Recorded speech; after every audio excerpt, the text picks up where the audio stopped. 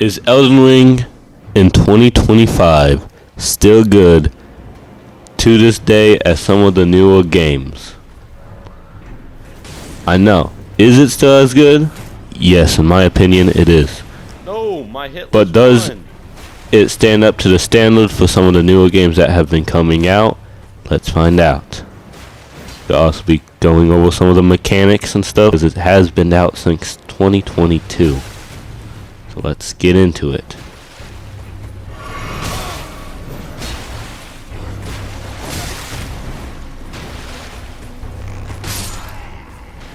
Okay, so I personally went for the samurai build because of the dexterity in the katana, which can build up bleed. So if you're just starting out, I would use dexterity in the bleed build. But so far the characters have standardized up to today's date. So you do got the options of the medallion, the rune, golden seed, fanged imp ashes, cracked pot, stone sword key, and some of the other ones.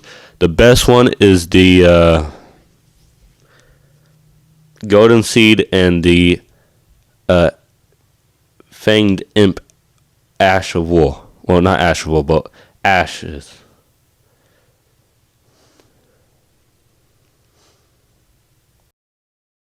As we kick off into the starting area of the game, I would use a bow. I could have probably beaten him if I wasn't too stupid in the beginning and did that shot I just did. But I could have probably done better than that. I'm using the bow more often in this video because whenever I can get the new Elden Ring game, I did see that the bow character looked like he might be the best one to use. So, yeah. And also in the standard game alone, the bow is one of the more better ones to use if you're long distance. More mainly magic though, if you're a magic user. As you can see, I died. So, I haven't been playing in like months.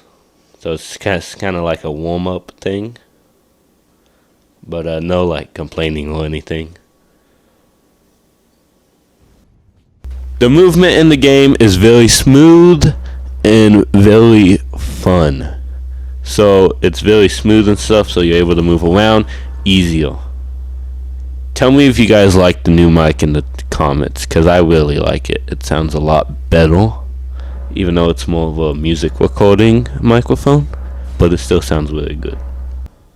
So right off the bat, the graphics and the scenery and everything about it is super beautiful. Once you get to like the snowy area and stuff, it still stands alone to be super beautiful. The open world and the immersive environment is definitely worth it.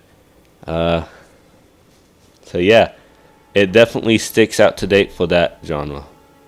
As I'm going to be showing you in this little clip of me rolling, which you post circle, I'm going to be showing you the same attacks as I did earlier, how I explained it, of R1 being light and R2 being heavy and L1 being block and stuff. Although the thing I did miss out was L2 is to do your special move on the weapon, if your weapon has it, or if you want to put an Ash of War on it. So yeah. So game mechanics, like I said, still up to date. A lot of them have it.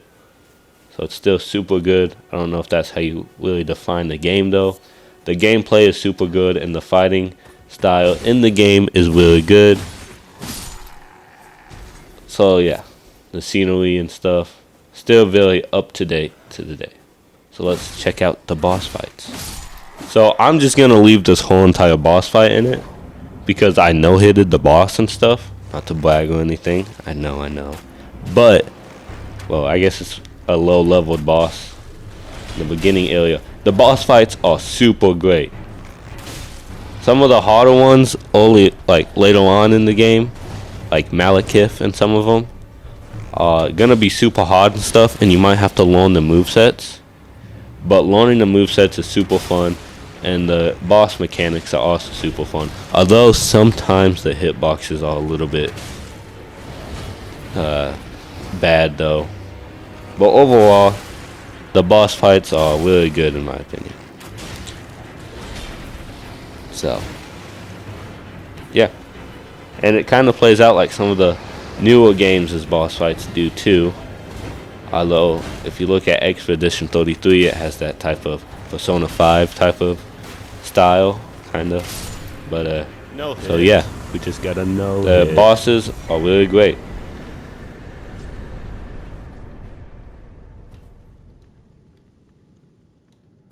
Like I said, the scenery, it could use some more, like the graphics, once you get close up to it, it's kind of like a little bit, like it could be more what we defined and have more in it.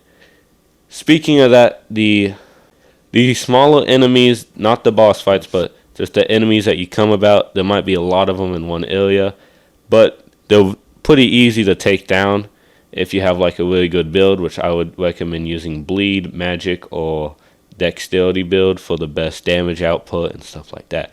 So overall, the smaller enemies like those guys are still really good. So it's still doing super great. So like some of the boss fights can be like cheesed. If you guys don't know what that means, it means like basically so it still works like this, when I'm shooting the guy with an arrow, but he can't touch me and stuff because of how high up I am. but like That's kind of like what cheesing means. So you're kind of like cheating on the boss fight and stuff. And I don't think they patched some of those. So see when you defeat it. but that just makes the game even funner for some of the people. I mean, look at that sunset too. So a lot of detail. Some of the newer games might have more detail in them, but this one is open world, a spans, like a vast amount of places to visit and stuff, and you could easily get lost in the game. From Limgrave to like Khalid and all of them, even the DLC added like tons of gameplay and stuff. So you could easily spend 100 hours in this game, kind of like with some of the other games like Skyrim and stuff.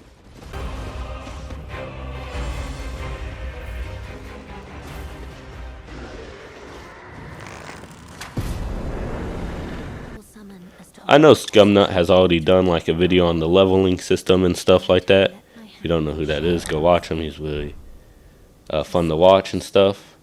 But as you're gonna see right here, this is like the maiden person. She is the person who you need to go talk to first to level up and to get the horse. And you can't really advance the game without her, so I would recommend it. The horse riding is actually really fun too, and the gameplay is very smooth in the game. So like I said, I'm going to explain to you the leveling system. Basically, vigor, all it does is HP. The mind is for FP. Endurance is for like stamina, max equip load, poise, and stuff like that. Dexterity, highest damage, and also some of the other things on the side too. Strength, there's a lot of strength weapons, and strength is very good to use. While some of the other ones, they're also really good. I kind of forgot what the other ones were though. Faith, you can use like it's really good for like say you're like in the Lake of Wat and stuff. It really helps with that. You know, like Blacktown and how you need like a lot of stuff to get through it. It helps with that, and also intelligent is for magic weapons, and arcane is to build up bleed and other stuff. And as you can see, I've only been playing for 30 minutes, and it's been really great. So this is a really good game, and yes, it is up to standard date.